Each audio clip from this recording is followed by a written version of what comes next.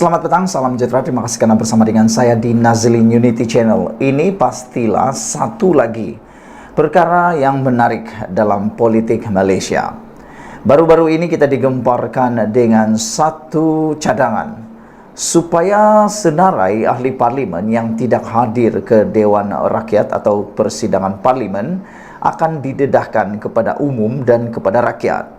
Mereka yang ponteng terlalu tegar di dalam parlimen akan didedahkan kepada rakyat. Pelbagai reaksi timbul, tetapi kebanyakan reaksi daripada netizen bersetuju dengan cadangan tersebut, iaitu menyenaraikan ahli parlimen yang gagal hadir ke Dewan Rakyat dan yang keadaannya dilihat seakan-akan tidak bersesuaian dengan tugas dan tanggung jawab mereka secara hakiki. Apa pendapat anda pula?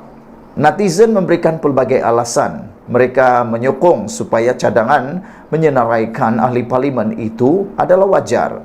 Ini kerana, kata mereka, ahli-ahli parlimen ini dibayar gaji untuk hadir Dewan Parlimen. Itu adalah tugas hakiki mereka, kata netizen. Jadi, kalau mereka tak hadir dalam persidangan Dewan Rakyat atau di parlimen, netizen kata itu makan gaji buta. Dan makan gaji buta itu dosa. Dan kata mereka, kalau bapa kancing berdiri, anak berkancing akan berlari-lari. Begitulah mereka memberikan gambaran ahli parlimen yang tak hadir ke Dewan Rakyat tanpa alasan yang kukuh akan menyebabkan juga rakyat meniru seperti itu, kata mereka lagi. Namun demikian, ada beberapa ahli parlimen yang tak setuju dengan cadangan tersebut.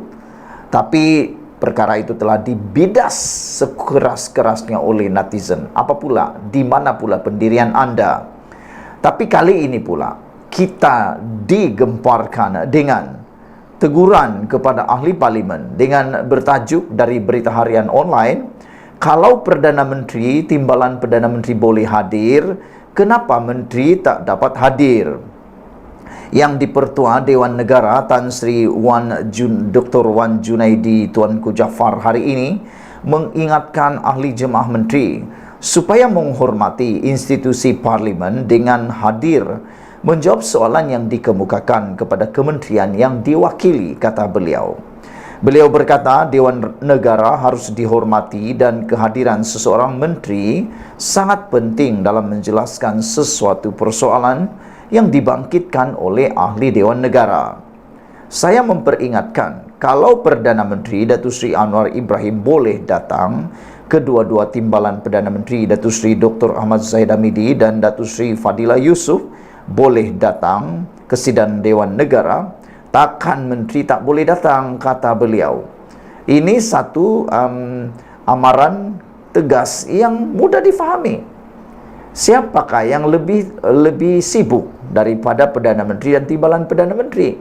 Adakah menteri-menteri itu lebih sibuk daripada Perdana Menteri?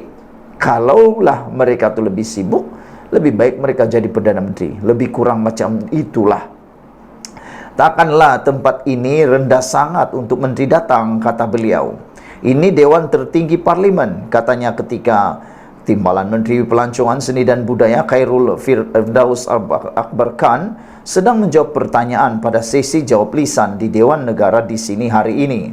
Terdahulu, Senator Amir Mad Ghazali ketika mengemukakan soalan tambahan meminta penjelasan mengenai kedudukan Menteri Pelancongan Seni dan Budaya Datuk Seri Tiong King Sing yang beliau dakwa tidak pernah hadir menjawab soalan sejak 8 bulan beliau berada di Dewan Negara. Wan Junaidi turut menegur Khairul Firdaus yang tidak menjawab soalan sebagaimana yang diajukan kepada kementerian itu. Inilah yang mengecewakan rakyat Malaysia. Apabila lain yang ditanya, lain yang dijawab. Lain orang yang perlu menjawab, lain orang yang menjawab. Jadi itulah. Jadi mungkin sudah tiba waktunya Anwar Ibrahim patut merombak kabinet dengan segera. Orang-orang yang tak hadir di Dewan Parlimen itu salah satu sebab untuk dipecat ataupun dilepaskan jawatan. Wan Junaidi menegur turut menegur Khairul Firdaus yang tidak menjawab soalan sebagaimana yang diajukan kepada kementerian itu. Yang berhormat Khairul Firdaus jawab banyak pasal hal produk pelancongan sahaja. Yang ditanya di sidang ini adalah sikap pemain industri dan bukan produk sahaja. Harap Kementerian Pelancongan Seni dan Budaya buat betul-betul jawapan itu, katanya lagi. Saudara, kadang-kadang kita pun terkejut. Di Dewan Rakyat, bukan saja Dewan Negara, di Parlimen, seringkali menteri atau seringkali sesiapa yang ditanya soalan menjawab tidak menepati kehendak soalan. Kalaulah itu peperiksaan di sekolah, mereka akan gagal. Dengan kata lain, keluar tajuklah kan, lain ditanya, lain dijawab. Maknanya persediaan tidak cukup ataupun jawaban tidak dibuat dengan betul-betul. Jadi saudara-saudara sekalian, apa pendapat Anda tentang isu kali ini?